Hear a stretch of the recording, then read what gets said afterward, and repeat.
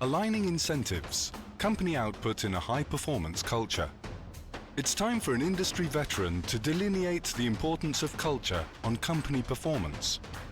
Robyn Pratt, Impact Consulting.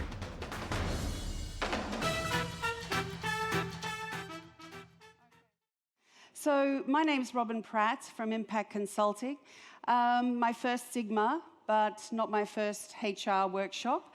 I worked most of my life in the hospitality industry, but all of my life, 40 plus years, in helping individuals and teams to be the best they can possibly be.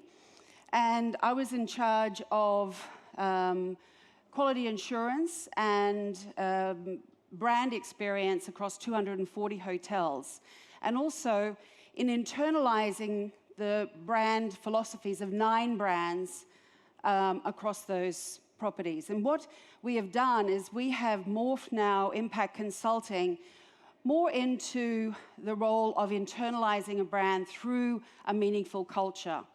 And a high-performance culture, what does that mean? Well, I think what I would like to, I guess many of the speakers have talked about the individuals and what makes how we can get the best employees, how we can target the best employees, a lot of talk about technology and data. What I wanted to talk to you about this morning was this afternoon was the importance of mindset in creating the best possible culture that can really align with the company's vision and values and what they want to achieve as what they count as success. So what is mindset? We've talked a little bit about that, but can anyone, it's a bit dark in here, but can anyone describe the mind for me? So many times I get people describe the brain. The mind is not the brain. The mind is actually, where we derive all of our results from, but it's not our thinking mind. It's not our conscious mind, it's our subconscious mind. The subconscious mind is what controls all of the cells in our body and where our results are derived from. Now, this is the same for organization. If you think about the culture of an organization, this is the mindset of the organization. And somebody talked about paradigms before. Our mindset, or the mindset, the culture of an organization, is we can call that the corporate paradigms, which is a multitude of the habits and the reality of the people that we have working with us. And how is that culture, how is that reality derived?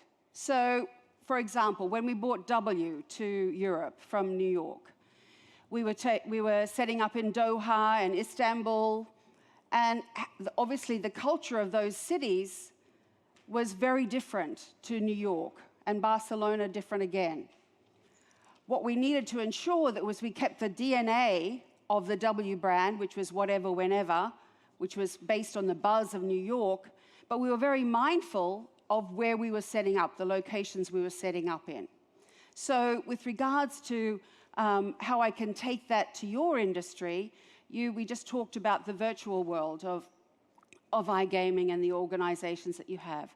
So you may have a DNA based upon your startup, what it was meant to be, but now as it evolves and as it grows, you need to keep going back to, are we true to what we originally said we wanted to be? And if not, and if the original DNA is not aligned to where you want to go, perhaps you need to start to rethink what it is that you want to be core to success for your company. My philosophy on culture is about bringing to life the company and brand from the inside out. Because if you think of the service profit chain, strong leadership to engaged employees to redemption and recommendation, which leads to financial results. So what I do is I sort of put a big circle, and inside that, a little circle. And the little circle is the employee engagement, engaged employees. I didn't say happy. Happiness is not engagement. And I think that we've talked about that this morning, that how do you create this space, this mindset? And it comes a lot back to how we lead them, but how we understand what is relevant, what is authentic to them. But it's about engaging them to then engage the customers, the players in this instance, towards becoming engaged and loyal to your organization. So from my perspective, having an engaged workforce to create a culture that is totally aligned with your vision of success is incredibly important. The power of the paradigms and group paradigms. Fran and I were talking before we came on stage before. We all have different paradigms. Our individual paradigms are based upon where we were born, how we were brought up, some major impacts in our life. How we operate is based on our paradigms. If we want to achieve different results as a person, we need to consider the paradigms which might be holding us back and replace them with paradigms that will move us forward. And it's the same as an organization. It can be group paradigms, but then you have lots of individual paradigms making up that group paradigm, which becomes group habit. So successful leaders learn how to manage these different paradigms, these different mindsets. It's not about right or wrong, it's just different.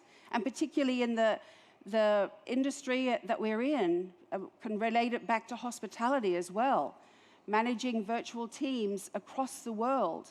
You need to understand how you can get the best from that mindset towards what you want to achieve as a team. If you treat everyone the same, you are not going to achieve the success that you want. You have to be really aware of this impact of mindset, and it's becoming more and more relevant. Next year, been invited to speak to a mental wellness in the workplace event. And this is what it's all about. We talk a lot about wellness and having a gym membership and all of this stuff. But what is the reality, or what is the wellness of the mindset within the organization? I'm sure you may have all worked in companies where there is a sick mindset at the core. It's not facilitating growth. It's not facilitating success. So I would really urge you to consider this power of the paradigm. Because the culture, we talk about this a lot, and we talked about this before, that you get these core values: transparency, innovation, caring, community. You can go from one organization to the other and you can see these words on the walls. What does it really mean? There's trillions and trillions of dollars spent on making promises. How much money is spent on ensuring that you can keep that promise? When the customer comes and it has an expectation based on the promise that was made, what is the plant that has been sown to really ensure that your people know their role in bringing your vision, your values, your promise to life? And this is what a high-performance culture is. It's about beliefs, the attitude, the mindset, all being aligned towards one common goal, and that's about company success. So as I said, it's about unifying your minds, the minds that you have, all of these amazing assets, we call them human assets, but don't forget the habits that have been brought up, because many times what I find when I go in and talk about internalizing brands, in developing service culture programs, or helping to coach individuals towards being the best they can be, or teams, they think about the mindset or their knowledge, but they don't talk about the reality of the corporate culture, which is group habit. So if you try to change things and you don't consider what is the habit, what's the reality of the way we do things here, you're going to have conflict. So how many of you're planning your new decade, your new year, you've got new targets, Have you considered the mindset of your organization and how that will facilitate or not your vision? So in other words, your goal might be up here, but you're thinking the way you've always thought.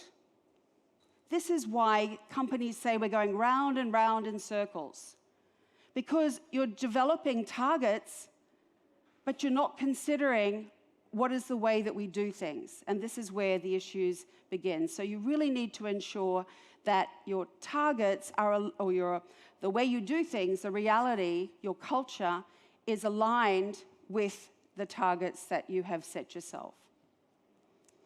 Just a very quick wrap-up, just as a case study. The first time that I worked in the gaming world was developing the service culture of Sands China in Macau, and talking about the office environment. This has 28,000 staff under one roof. They had their own doctor's surgery, radiologists. The McDonald's was bigger than the one at St. Julian's in the back of house. And so their net profit the year before we developed the program was $1.5 billion. And so we were saying, you know, this service culture that we want to develop, many people were saying, so how come you're developing a service culture for a company that is already so successful? It was because they were spending the HR department could not they could not keep up with the turnover and the attrition and trying to keep the people working there, because there was a very poor culture within it. So we created, you know, and I know it sounds cliche, but this culture of caring. And we really built it. The goal of this service culture development was to create a community where people did not want to leave. They wanted to stay, and they wanted to recommend their friends to work there, and they wanted to tell people that this is a great place to work. It's not a nice thing to do. People also look at me with CEOs and people say culture building, yeah, it's nice, but no, I think we need to spend our money elsewhere. Honestly, if you don't have the core of what you are supposed to be doing right, you're not going to achieve success. And I'm sure HR people in the room will agree with me that, you know, you can be pushing the proverbial uphill, trying to get the right people towards working in your company, but if it's not at the core that the culture is right for the growth and success, a lot of times it can be a lot of money spent in vain. So it's not nice to do, it is the right thing to do. So in closing, it really ensures that you create an environment of power from your people, from their mindsets. Consider the paradigms that you have working within your organization and how you can align them all towards being engaged and aligned towards your success. So thank you very much, and apologies for a little bit of technical error there. Thank you.